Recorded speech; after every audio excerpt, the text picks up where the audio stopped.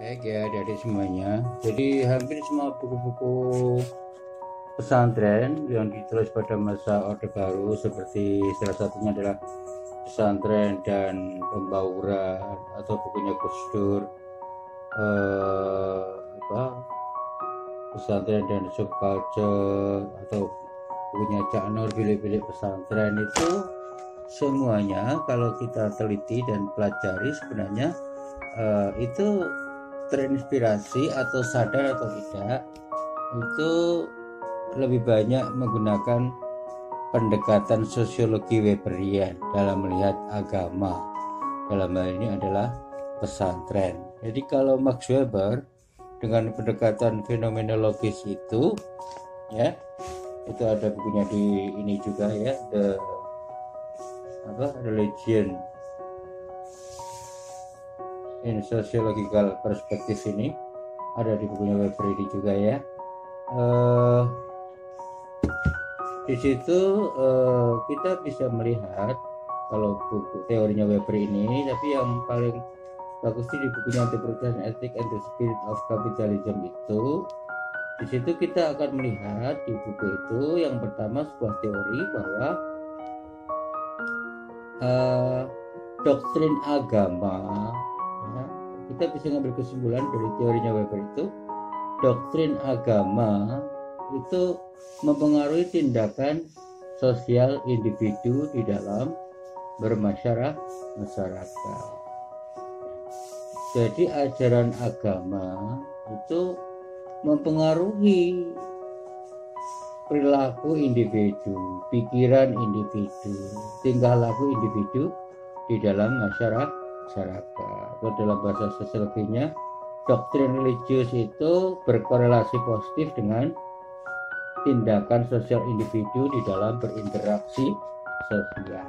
Itu bahasa sosiologinya. Kalau bahasa Jawa niki yo, ajaran agama itu mempengaruhi kelakuane menungsone, tingkah lakune menungsone.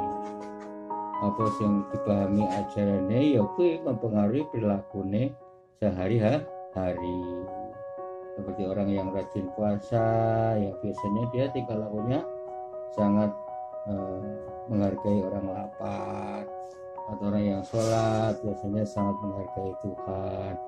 Itu namanya ajaran agama sangat mempengaruhi tindakan sosial individu di dalam bermasyarakat atau dalam kehidupan sehari-hari. Itu kalau kita mengambil kesimpulan atau intisari dari pikiran-pikiran Max Weber mengenai teorinya The Protestant Ethic and the Spirit of Capitalism yang dibuka dengan judul itu, yang menjelaskan tentang ajaran agama itu sangat mempengaruhi perilaku individu di dalam kehidupan sehari-hari di masyarakat. Jadi orang yang soleh biasanya perilakunya soleh. Orang yang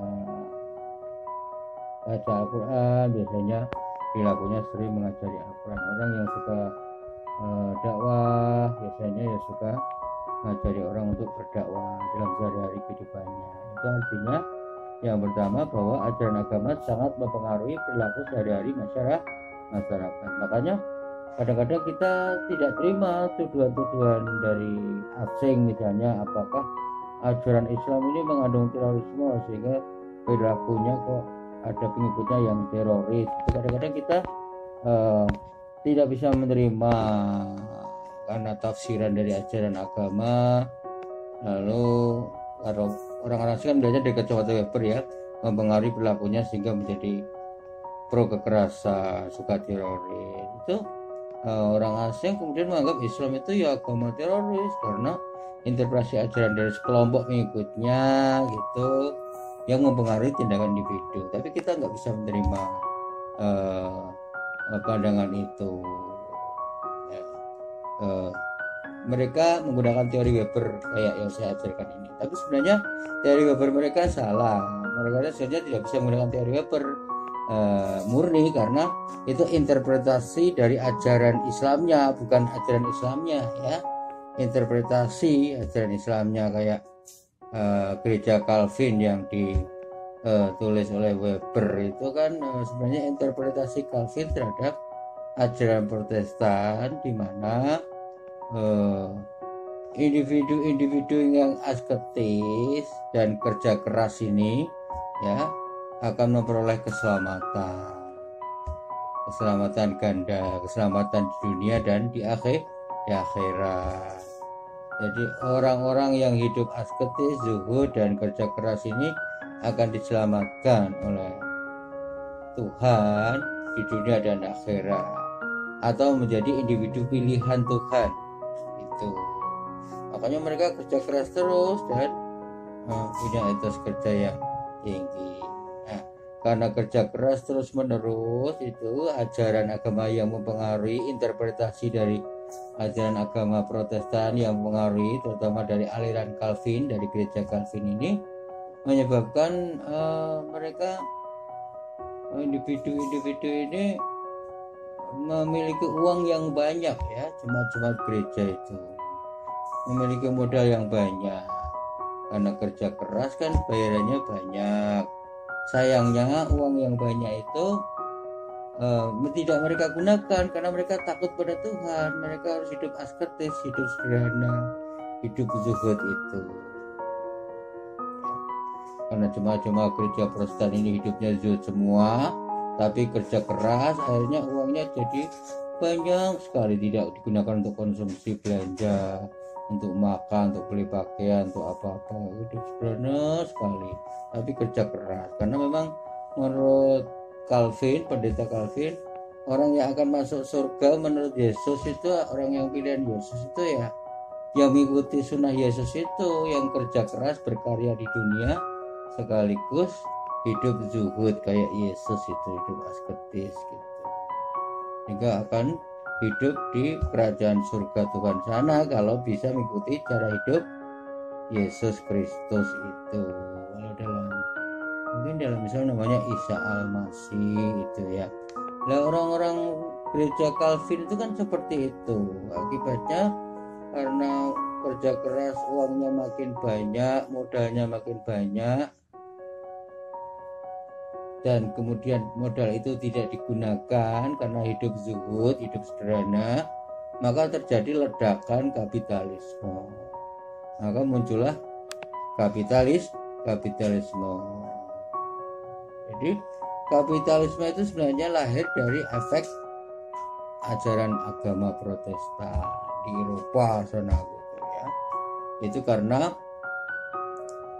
interpretasi dari gereja Calvin terhadap ajaran-ajaran Kristus di dalam gereja Protestan yang mengatakan orang yang akan diselamatkan oleh Kristus di surga itu adalah orang yang syaratnya kerja keras dan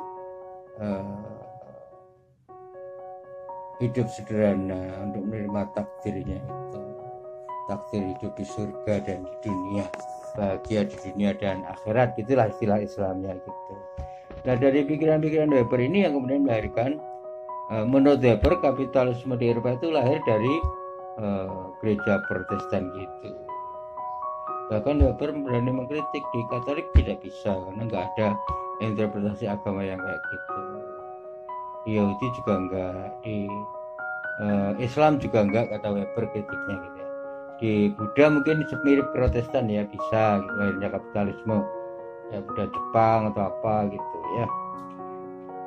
Tapi saya tidak melihat kritik-kritiknya ya, tapi melihat dari sudut pandang gereja Protestannya itu, dari bukunya The Spirit of Capitalism itu. Nah, itu pertama ya, intisari dari bukunya ini, bahwa yang pertama kita bisa menangkap ajaran agama itu mempengaruhi perilaku individu dalam kehidupan sosial. Ajaran agama yang diyakini, yang dipahami itu berkorelasi positif terhadap tindakan individu dalam berinteraksi sosial di masyarakat. Itu intisari yang pertama dari bukunya Weber itu. Yang kedua,